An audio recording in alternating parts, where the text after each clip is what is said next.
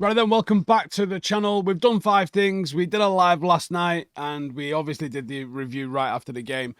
But I like doing the player ratings because it lets us drill down into the stats of the game, and it makes sure that we don't miss out on a single player, and we even give the manager a little bit of flowers at the time as well. So let's talk about Onana then, as usual. At first, I'm going with 6.5 out of 10 for Onana. The reason 6.5 out of 10, I think he did all right, to be honest. Reliable, largely unchallenged from open play. Don't think he could have done loads more for the goal, to be honest with you.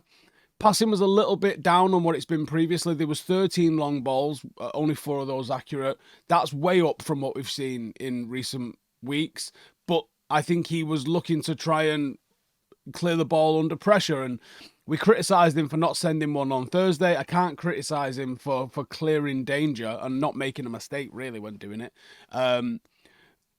When we've needed to alleviate pressure and we've been pressed in certain areas, it helped alleviate that pressure and it helped us maintain control when we needed to.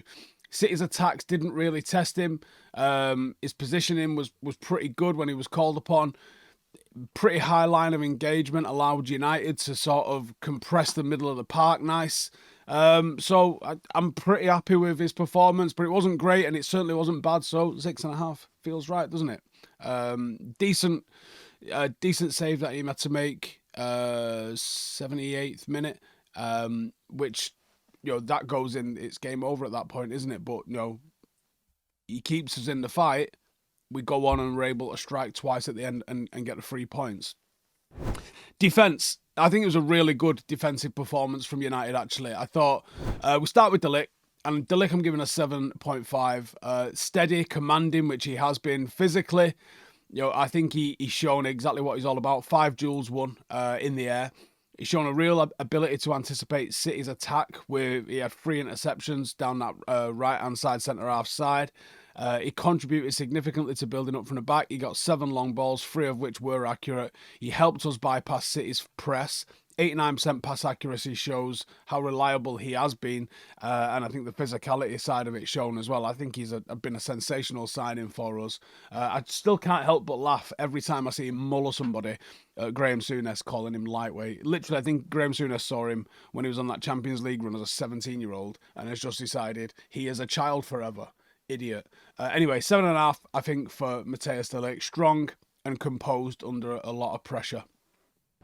Maguire was involved heavily defensively. He had 12 clearances. He won 6 out of 8 of his duels. And he was really physically quite dominant. And you needed that, really, against Haaland. We saw early doors, Haaland was going to try to pick on Martinez, which makes sense.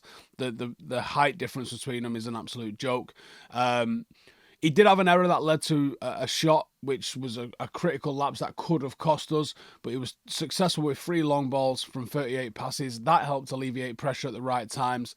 And if the only thing I can criticise him on really was, like, as usual, his passing lacked the sort of progressive intent and speed at times as well. He had a big block on Foden just after half time. I'm saying a 7 out of 10 for Maguire. Solid, but could have been a little bit quicker with it at times. Martinez. I think Martinez was exceptional. Bit of a dual role of being like a bit of a deep lying playmaker as well as being just a raw defender. 98% pass completion. He dropped 1 pass out of 61.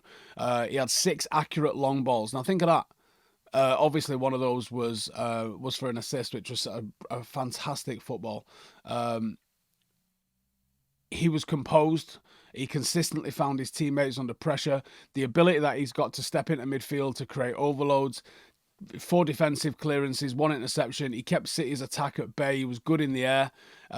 He was aggressive with his duels, and he just ensured that City failed to penetrate down that left-hand side. I thought it was a real strong performance. And it's an 8.5 out of 10 for Martinez. Mazraoui, I thought, again, it was a bit of an engine down that right-hand side. He balanced being real good defensively, looking after Doku, especially in the first half. 10 defensive actions, 6 tackles, very progressive with his play when he got the opportunity. His passing accuracy, 85%, shows that he had a little bit more risk than some of the rest of his teammates because he's essentially playing as the sort of right wing back outlet. As usual, though, Mega in his duels won 9 out of 14. Like, this is just, he is just a duel machine. That was the standout. Offensively, contribution was kind of minimal. He had a couple of big tackles. And he's just missed the consistency. So 7.5 out of 10. Normal service resumed with Mazraoui. Dalot. We've said it for about 5 or 6 weeks now. He's not looking good in this system. So he's getting a 6. Functional. Struggled in the duels though. He won none out of 7 that he contested, which just shows you have to be good in your 1v1s, and he's not. 85% pass accuracy. There was progression in his play. He did help us maintain possession, but you've got to be better in the duels. So, it's a 6 out of 10. He is struggling in this system, which is mad because I actually thought him certainly being a wing back by trade, you thought he would have picked this up nice, but he's, I don't know what the reason is, but Dalot is struggling in this system. Ugarte. Now, Ugarte played a real big role in shielding defence. He made 7 defensive actions. He also won 7 out of 14 duels. Pass accuracy was 95%, and he's so much better on the ball than people were sort of making him out to be. It was some real incisive passing that helped us on the transition. Defensively, the contribution was just immense. It was just absolutely immense, and I think the way he presses from that sort of central area caused City all sorts of problems and really stopped. United weren't threatened from open play. Why weren't we threatened from open play? Because that back three was immense, and this guy was absolutely immense. A massive interception around the 70th minute mark to stop a pretty dangerous City counter-attack. It's an 8 out of 10 for Ugarte. Reliable defensive anchor and reliable in possession. And if he puts in performances like that when we go away to places, he's going to become a fan favourite real quick. Mason Mount obviously was subbed after 12 minutes. He completed 7 passes in that first 12 minutes. His injury is a worry because this is a guy who's staring at a career just swirling down the plug, I think, at the moment. I don't think we can even rate him. He was on the pitch such a short amount of time. Obviously, Mason Mount goes off. Kobbie Mainoo comes in. Mainoo brought a little bit more energy, and it was a defensive game for Mainoo, which isn't the game that we associate with him. We associate him with him being a playmaker, someone that gets on the ball, drives the ball forward, and makes things happen. And he struggled to impose himself offensively, possibly because of that. But he did win 7 out of 12 duels, and he did cut about the place. And he was involved in 6 defensive actions on top of those duels as well. 88% pass accuracy, energetic, but wasn't quite as effective as you would maybe want him to be. It was a defensive first performance, and it had to be. So I'm saying 7, actually. Yeah, I'm saying 7 for Kobbie Mainoo. It was fine. It was fine. Let's start with Bruno. Obviously moved from midfield into the forward line with Mount going off. I'm giving Bruno an 8. He delivered in the big moments, converted a penalty. He created 3 key chances. We didn't have a lot of chances, but he did create 3 key chances. His work rate was what you've come to expect from Bruno Fernandes. He contributed 6 defensive actions, did lose the ball 12 times, which, sometimes it's a bit more than that, but that's all right. He was connecting defence and attack on the transition, and he was calm with the penalty and under big pressure. That was huge. I thought it was a good performance from him, so he gets an 8. I'm going to go Højlund before I do Diallo. It was quiet. Only 14 touches, just 63% of his passes. He created 1 chance with a nice little clever pass, showing that he can, let others into the game as well. Nearly set up a goal for Bruno in the 60th minute. It was a limited impact, so it's a 6 out of 10. He was good with his pressing, he was good with his positioning, and he was energetic, and he fought hard. But yeah, on the ball, he only had 14 touches of the ball and only 63% of his passes. So he could have been a lot more impactful, but he was on a winning team, so who cares? Right, Amad Diallo. where do we even start with this? 91% pass accuracy. 5 out of 8 of his dribbles. Five dribbles completed in a game is an absolute madness, right? That is ridiculous, especially when it's a Manchester derby that you're doing it in. His ability to win the penalty, his ability to score the winner, it showcased not just the maturity but the quality and the killer that's in him. His pressing was fantastic. He won 7 out of 11 duels. He was just a constant issue. And not just the fact he was winning his presses and the fact that he was cutting about and getting involved in duels. The speed and the tempo at which he was getting into some of their players was just inspirational for the rest of the team. It was sensational. I'm sitting here thinking it's an 11 out of 10 performance, isn't it? But I almost want to try and bring a lid on it. And I just got to say, I think it's 9.5. I think it's 9.5. But I'm sitting here thinking, could he have got a 10? What does a 10 look like? I got to give him 9.5 because I think there's probably something else someone could do in a game. But I don't know what anyone else could have done in that game. It's a 9.5. And it was standing ovation worthy. And he's been like that all season, to be honest with you. He's been like that all season. He's been absolutely fantastic. And I think we're seeing what he can deliver from that sort of right half space position. Does he ever go back to being the right wing back? I think time and place, yeah. I think a team that you're expected to beat, you put him as right wing back and tell him, I don't really want you defending, and just play your normal game. And you get a lot of joy in that area. But it's going to be really interesting to see which position he ends up settling in. He looks a natural in that sort of right half space, which we suspected that, didn't we? But he's actually going and doing it, so happy days. Antony contributed defensively with 1 tackle, contributed offensively with off the ball running and energy, which is all you want for people coming off the bench. I still don't think he's United quality, but I can recognise that he put a bit of effort in and actually looked like he gave a shit and he came on the pitch to try and win the game. So he gets a 7.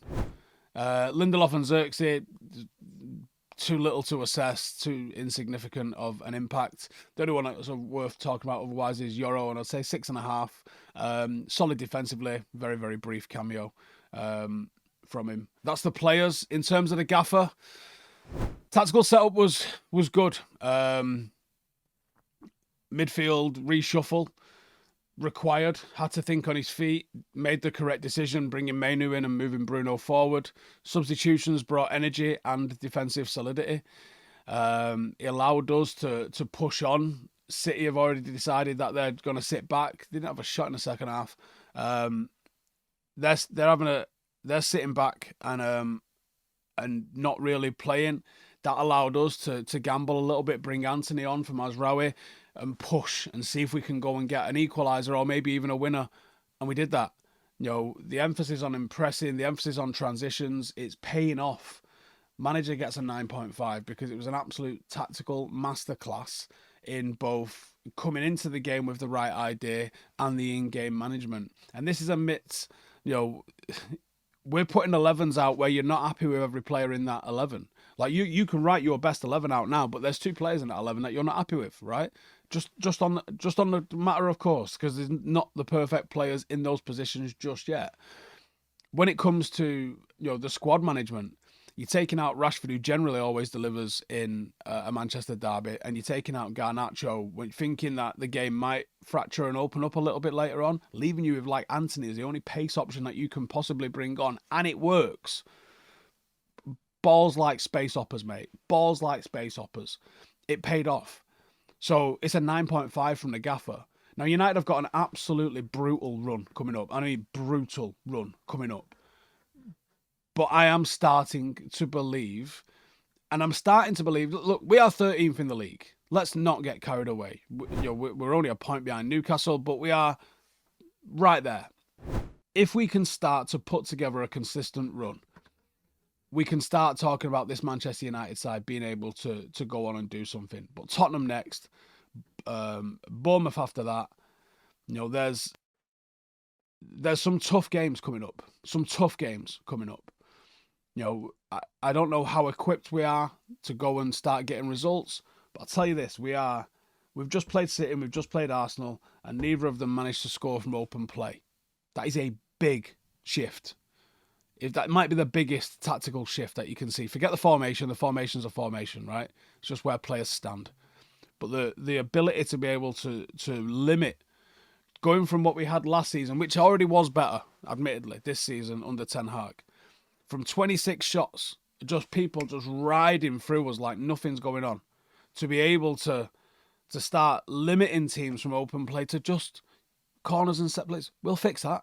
I got no qualms whatsoever. We'll fix that. He's trying to get how we play for most of the 90 minutes into us first, and then we'll sort out the corners and the set plays. That's fine. It gives me hope. It gives me hope. And I'm absolutely buzzing with that. Let me know in the comments your thoughts. Let me know your ratings. Shout out to everyone that's recently joined YouTube memberships as well as Patreon as well. Like I said, I'm doing some behind the scenes stuff this week. There'll be a vlog that comes out. Might not get edited this week, but a vlog from this week will come out either way. Cheers for tuning in. Cheers for all the support. Make sure to subscribe if you're new, and I will see you in the next one. Laters. Hey, thank you for watching the video. If you are new around these parts, then don't forget to subscribe. My channel is proudly supported by my community on Patreon. If you'd like to get a little bit of extra content, a Discord group, meetups, five-a-side games, weekly podcasts, behind the scenes, and even an occasional bit of transfer news as and when I get it, then for the price of a pint, you can show your appreciation for the content that we make and get some goodies for doing so as well. Check the link in the description or click the button right here. You'll also find all of my socials here too if you want to follow me on any of those platforms. Nice one.